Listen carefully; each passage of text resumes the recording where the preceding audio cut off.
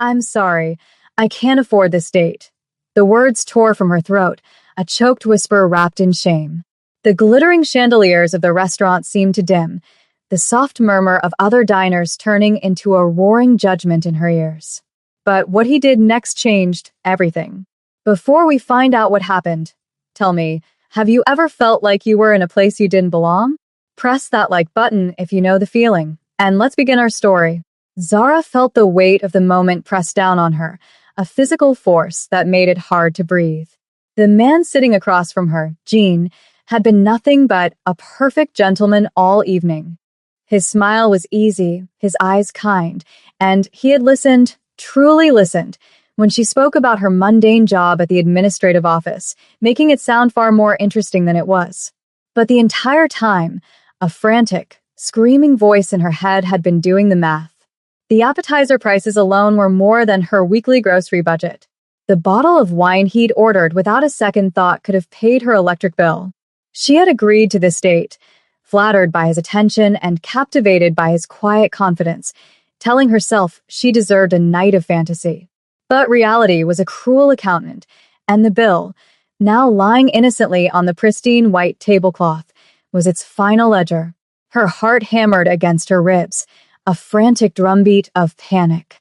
She had exactly $73 in her bank account until her next paycheck, most of which was already mentally allocated to the money she needed to send her mother for a dental emergency. A smile that felt plastic and brittle was stretched across her face. She'd hoped he would just pay, that the awkward dance of who pays for what would be sidestepped by his clear affluence. But he had let the bill sit there, a silent invitation, and she felt the walls of her carefully constructed composure begin to crumble. She couldn't play this game. She couldn't pretend to be someone she wasn't, a woman who could casually split a $300 dinner bill. The pretense was too heavy, and her shoulders, already burdened by the weight of 2 jobs and endless family obligations, could no longer bear it. So she broke. The tears came first, hot and stinging, blurring the crystal water glasses into shimmering blobs. Then came the confession, a torrent of humiliation she couldn't hold back. "I'm so sorry," she repeated, her voice cracking. "I should have said something sooner. This place, it's beautiful, but I can't." Zara squeezed her eyes shut, bracing for the inevitable wave of condescension or pity. She expected a polite, dismissive smile, a quick and efficient payment, followed by an awkward, silent walk to the door where they would part ways forever. She would be just a story, he told his friends later, the girl who couldn't afford the date. But the reaction she was prepared for never came. Instead of a shift in his posture or a sigh of annoyance, there was only a profound silence. When she dared to peek through her tear-soaked lashes, she saw Jean looking at her with an expression she couldn't decipher. It wasn't pity. It wasn't anger. It was something softer, closer to understanding. He didn't say a word. Slowly, deliberately, he reached across the table. His fingers, long and elegant, brushed against the leather billfold. He picked it up, opened it, and placed his own credit card inside without so much as a glance at the total. The action was so simple, so devoid of drama or condescension, that it stunned her into silence. The roaring in her ears subsided. He closed the folder and placed it at the edge of the table for the waiter. Only then did he meet her gaze again, and a small, genuine smile touched his lips. "It's okay," he said, his voice a low, calming rumble. "Honestly, I'm just relieved. I was terrified you were going to order the lobster." The gentle humor in his tone was a lifeline. A small, watery laugh escaped her lips, half sob, half relief. He had not only saved her from humiliation, but he had also given her the gift of shared laughter, turning a moment of intense shame into a secret between them. "I saw it on the menu," she admitted, wiping her eyes with the back of her hand. I think my heart stopped for a second. He leaned forward, his elbows on the table, creating an intimate space just for the two of them. "This place," he said, gesturing vaguely at the opulent surroundings, "it's all for show. It's about sending a message, not about enjoying a meal. The truth is, I'd rather be at a noodle shop with good kimchi and a loud ajumma yelling at the cooks. His confession hung in the air, a mirror to her own. He too was playing a part. This persona, the man who could effortlessly belong in a place like this, was a costume. For the first time all evening, Zara felt like she was seeing the real Jean, not the impressive figure she had built up in her mind. He saw her, not as a charity case, but as a person who was honest. And in his eyes, she saw not a wealthy patron, but a man who understood the suffocating pressure of appearances. The waiter returned, and the transaction was completed with a quiet efficiency that felt worlds away from the emotional turmoil of the preceding moments. The wall between them, built from her insecurity and his impressive facade, had been shattered by one simple, vulnerable truth. They left the restaurant, stepping out into the cool night air. The city lights seemed brighter, the sounds of traffic less jarring. The oppressive weight that had been crushing Zara's chest was gone, replaced by a lightness she hadn't felt in years. She felt seen. She felt safe. Jean turned to her, a thoughtful expression on his face. "The night is still young," he said, "and I still owe you a proper dinner. Are you interested in that noodle shop I mentioned?" A real, unburdened smile spread across her face. "I would love that," she said, and she meant it more than she'd meant anything all day. They walked for several blocks, leaving the glittering high-rises and designer storefronts behind. The streets grew narrower, the buildings more lived in. He led her to a small, unassuming restaurant tucked between a laundromat and a convenience store. The windows were steamy, and the smell of rich broth and garlic spilled out onto the sidewalk. Inside, it was the complete opposite of the first restaurant. It was loud, warm, and wonderfully chaotic.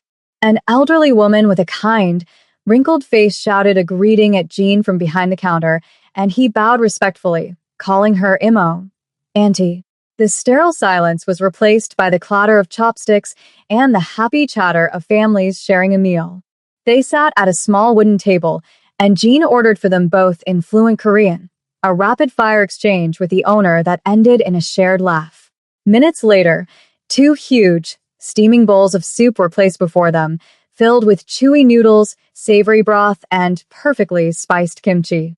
It was the most delicious thing Zara had ever tasted. Here, in this cozy, authentic space, the conversation flowed effortlessly. She found herself telling him everything about her dream of leaving her data entry job to become a freelance graphic designer, about the small apartment she could barely afford, about the constant worry for her family back home, and the pressure she felt to be their safety net. He didn't just listen. He absorbed her words, his gaze never leaving her face. He, in turn, opened up in a way that felt deeply personal. He told her about his daughter, Mina, who is 7 years old and the center of his universe. He spoke of his own business, a logistics software startup he was building from the ground up. "It sounds impressive," he admitted with a self-deprecating shrug, "but right now it's mostly just me, my laptop, and a lot of sleepless nights fueled by instant coffee." It's an all-or-nothing gamble. They were 2 people on a precipice, balancing their dreams against the harsh realities of rent and responsibility. The connection they forged over that simple bowl of noodles was more real and profound than anything a $300 meal could have ever bought. In the weeks that followed, their relationship blossomed in the soil of that shared honesty. Their dates were a map of the city's best-kept, low-cost secrets, long walks along the river, afternoons spent in a free art museum where Zara would sketch the sculptures while Jean watched, evenings spent in his small apartment attempting to cook together, usually ending in laughter and a call for pizza. Each moment was simple, yet deeply meaningful. They were building a world together founded not on what they had, but on who they were. One sunny Saturday, Jean asked her to meet him at the park. There was a nervous energy about him she hadn't seen before. "There's someone I'd like you to meet," he'd said on the phone, and she knew instantly who he meant. Her heart fluttered with a mix of excitement and anxiety. Meeting Mina felt like a monumental step, a test she desperately wanted to pass. She worried all morning. What if his daughter didn't like her? What if she said the wrong thing? Children were brutally honest, and Zara feared Mina would see all the insecurities she tried so hard to hide. She found Jean near the playground, and standing half-hidden behind his legs was a little girl with big, curious eyes and two pigtails that bounced when she moved. This was Mina. "Mina, this is my friend, Zara," Jean said gently, his hand resting on his daughter's shoulder. Mina offered a shy, one-shouldered shrug and burrowed her face deeper into her father's jeans. Zara's heart went out to her. Instead of pushing or trying too hard, she simply gave the little girl a warm smile and then sat down on a nearby bench. She pulled out the small sketchbook and pencil she always carried with her. She didn't look at Mina, but she was acutely aware of the little girl watching her. She began to draw, her pencil scratching lightly against the paper. She sketched the fountain in the center of the park, then a cartoonish-looking squirrel chasing a nut. After a few minutes, a small shadow fell over her sketchbook. Mina had crept over, her curiosity winning out over her shyness. "What are you drawing?" she whispered. "Just a silly squirrel," Zara whispered back, not looking up. "He looks like he's late for a very important meeting," Mina giggled, a bright, bubbly sound. She pointed a small finger at the page. "Can you draw a cat? A magical one with wings." Zara's smile widened. "I think I can manage that." As she drew, they talked. Jean watched them from a short distance away, a look of profound relief and tenderness on his face. This was more than he could have hoped for.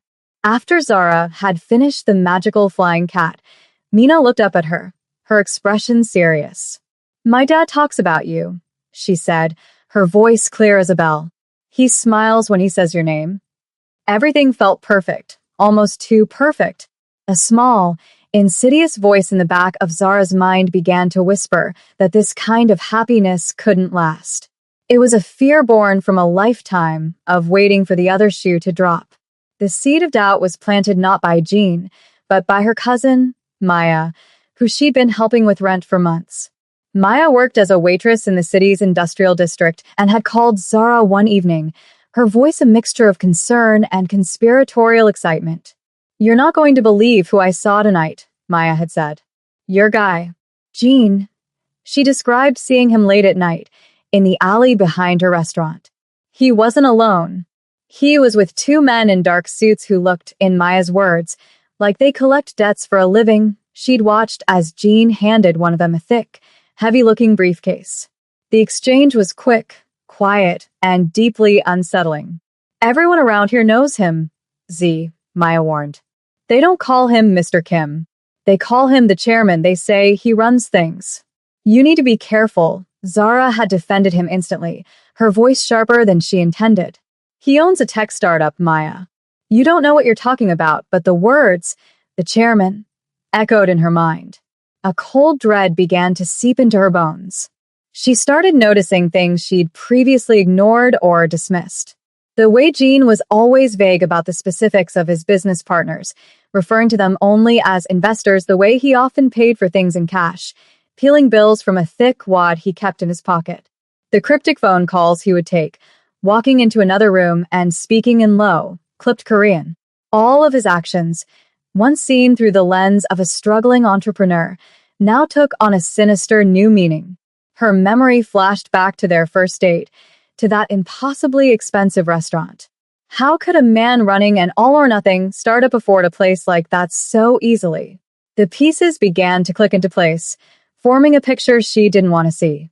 Was his story about financial strain just another facade, a different kind of lie to test her? The trust she had cherished, the foundation of their entire relationship, began to feel like quicksand. She didn't confront him. She didn't know how. Instead, a chasm of silence opened between them. She began to pull away, her texts becoming shorter, her excuses for not seeing him more frequent. Jean could feel her slipping away, and the confusion and hurt were evident in his eyes. He thought it was him. He thought that perhaps the reality of dating a single father, a man with so much baggage and so little to offer, had finally become too much for her. The misunderstanding festered, a silent poison tainting the most honest connection she had ever known. The silence from her end was a tangible thing, a cold fog rolling between them, obscuring the warmth they had so carefully cultivated. Jean felt it in the way she would take hours to respond to a text that would have once earned an instant reply. He saw it in the flicker of something unreadable in her eyes when he'd pick her up, an emotion that looked painfully like fear. He had replayed every moment they'd spent together, searching for his misstep. Was it the pressure of his life, of Mina? Had he been too forward or not forward enough? The not knowing was an agony, a slow grinding torment that was far worse than any outright rejection.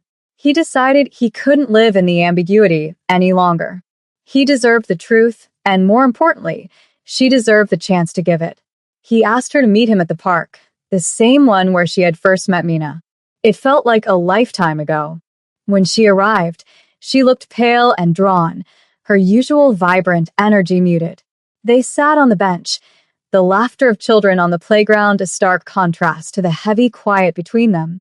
Finally, Jean broke it, his voice laced with a vulnerability that mirrored hers on their first date. "Zara," he began, turning to face her fully.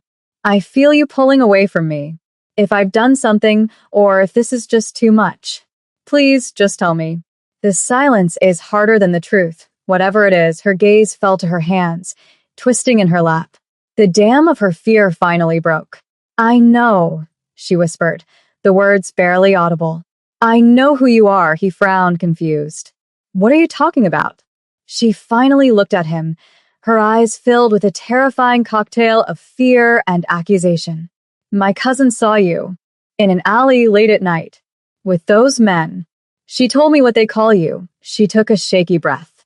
"They call you the chairman." The name landed in the space between them with the force of a physical blow. Jin's face went through a rapid series of transformations. First, utter confusion, then a dawning, horrified understanding, and finally, a deep, profound hurt that seemed to extinguish the light in his eyes. That she could believe this of him, that the woman who had shown him such profound empathy could think he was a monster. It was a betrayal deeper than any he could have imagined. "The chairman," he repeated, the name tasting like ash in his mouth. "That's what you think of me? That I'm some kind of gangster?" He let out a harsh, humorless laugh. "After everything? After I told you about my dreams, about Mina?" He stood up, pacing in front of the bench, his hands running through his hair in agitation. "You think my struggle is a lie? That it's all some elaborate act?" He stopped and looked down at her, his voice dropping to a pained whisper. "I thought you saw me, Zara. I really thought you did." A cold, hard knot of shame tightened in Zara's stomach. Hearing the raw pain in his voice, seeing the genuine devastation on his face, she realized how monstrous her assumption had been. But the fear, fed by Maya's dramatic story and her own deep-seated anxieties, had been too powerful. He sat back down, the fight draining out of him, replaced by a weary resignation. He looked not at her, but at the fountain, his gaze distant. "That name," he said, his voice flat and devoid of emotion. "I haven't heard it in years. It's not mine. It was my father's." The story came out in a slow, painful torrent. His father had been a man of immense pride but poor judgment, a small business owner who had fallen into gambling. When his legitimate lines of credit dried up, he turned to loan sharks, borrowing an astronomical sum he could never hope to repay. They had given him the mockingly respectful title of the chairman, as they slowly bled him dry. When his father passed away from a heart attack, the debt, along with its crushing interest, passed to Jean. "Those men you saw," he continued, his voice heavy with the weight of the memory, "they weren't my employees. They were my inheritance. They came to me after the funeral and made it clear. The debt was now mine. If I didn't pay, they would take my father's business, our family home where my mother still lived. They implied they knew I had a daughter." He finally turned to look at her, and she saw the haunted look of a man who had been living in a private hell. "So I paid. For 5 years. Every spare dollar I've ever made has gone to them. The startup isn't just a dream, Zara. It's my only way out. My only chance to build something clean, something that can finally free my family, free Mina, from a shadow." He reached into his wallet and pulled out a worn, folded piece of paper. It was a receipt. The briefcase Maya saw.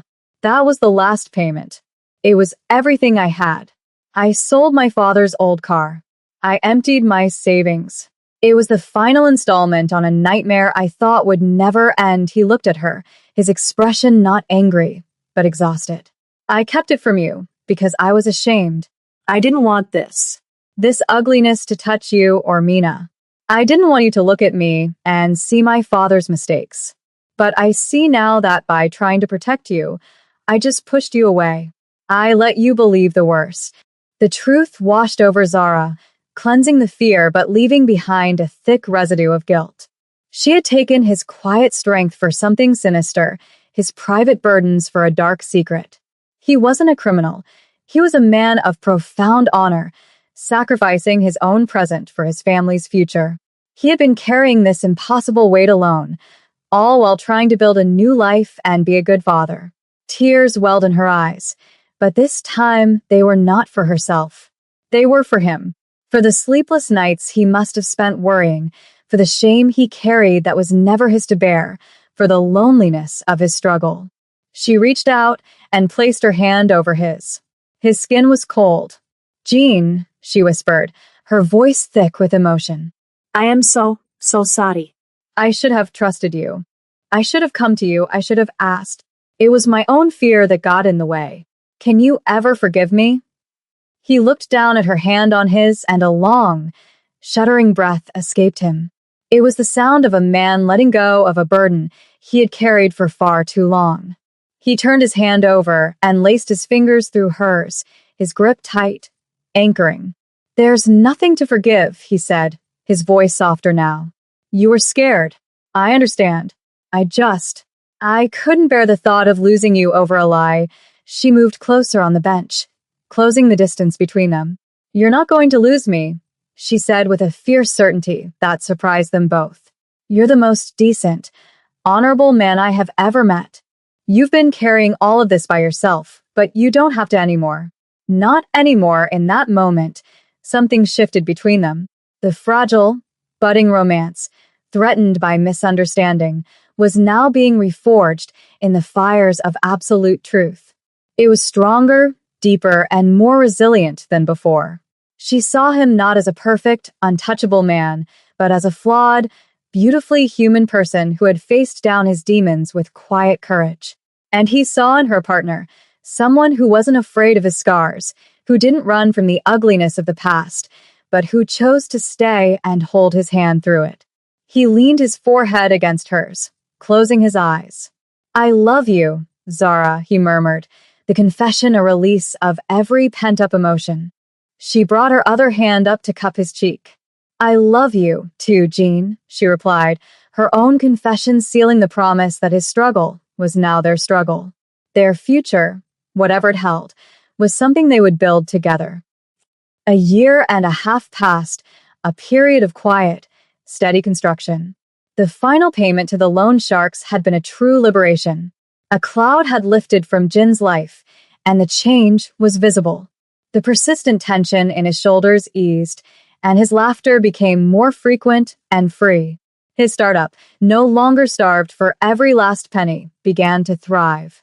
He secured a legitimate round of seed funding from a venture capital firm that believed in his vision, allowing him to hire a small team and move out of his cramped apartment into a proper office. Zara, in turn, found her own wings.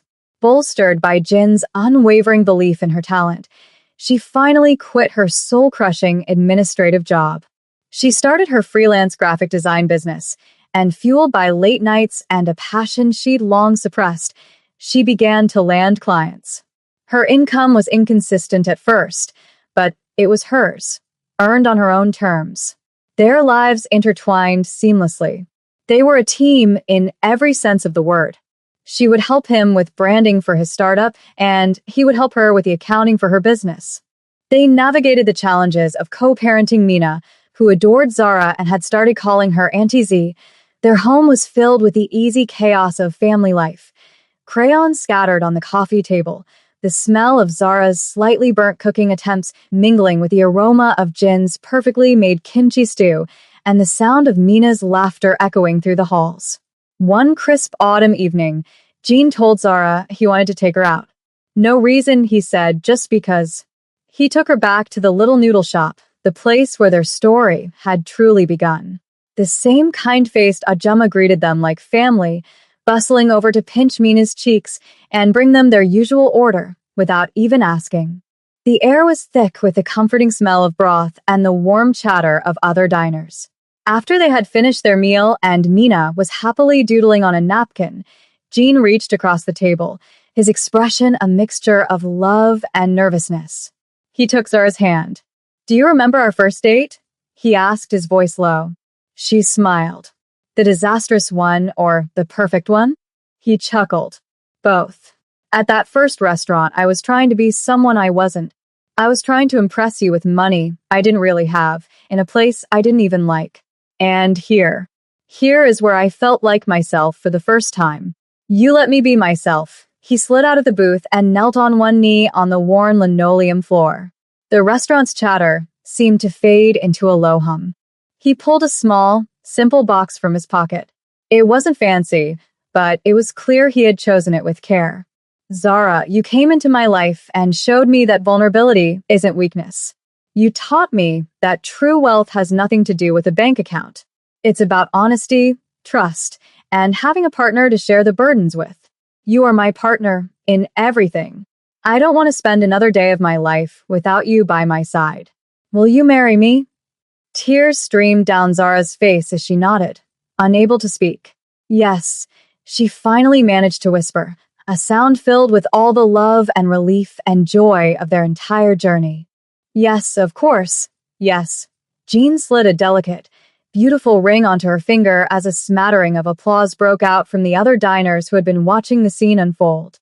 The elderly owner beamed from behind the counter, wiping a tear from her eye with the corner of her apron. Mina, seeing her father and Zara hugging, scrambled over and wrapped her small arms around both of them, creating a perfect, unbreakable circle of family. Their wedding was a reflection of their love story, simple, authentic, and full of heart. They exchanged vows not in a grand cathedral, but at a small city hall ceremony, with only their closest friends, Zara's mother who had flown in for the occasion, and a beaming Mina as their flower girl. The reception was held at the noodle shop. The owner had insisted, closing down for the evening and helping them decorate the space with simple white lanterns and strings of lights. There were no caterers or fancy DJs, just mountains of delicious food, laughter that filled the cozy space, and a playlist of their favorite songs playing from a small speaker in the corner. Jin's vows were a testament to her grace. He spoke of how she had taught him the meaning of partnership, how she had faced the ugliest parts of his past with courage and love, and how seeing the world through her eyes had made everything brighter. Zara's vows were a testament to his honor. She spoke of how he had shown her that a man's worth was in his character, not his wallet, and how his quiet strength and unwavering devotion to his family had made her a better person. Later that evening, after the guests had left and a sleepy Mina had been put to bed, Jean and Zara stood outside the shop, looking at their reflections in the darkened window. She rested her head on his shoulder, his arm wrapped securely around her. In the glass, she saw not the anxious, insecure woman from that first date, but a confident, happy wife. And beside her stood not a man hiding behind a facade, but her husband, his face open and filled with a deep, settled contentment. They had built this, not with money or status, but with something far more valuable: the courage to be vulnerable, the strength to be honest, and the unwavering belief that love could be a safe harbor in any storm. He had not been a mafia boss, but he had fought battles she couldn't imagine. And she had not needed a rescuer, but she had found a partner who saw her worth when she couldn't see it herself. They had saved each other, not from financial ruin, but from loneliness. Their real love story began not with a fancy dinner, but with an honest confession. What started as a moment of shame became the foundation for a lifetime of joy. And if their story teaches us anything, it's that the bravest thing we can ever do is show someone our true selves, imperfections and all. Thank you for watching. If their journey moved you, Please share this story and subscribe for more tales that warm the heart.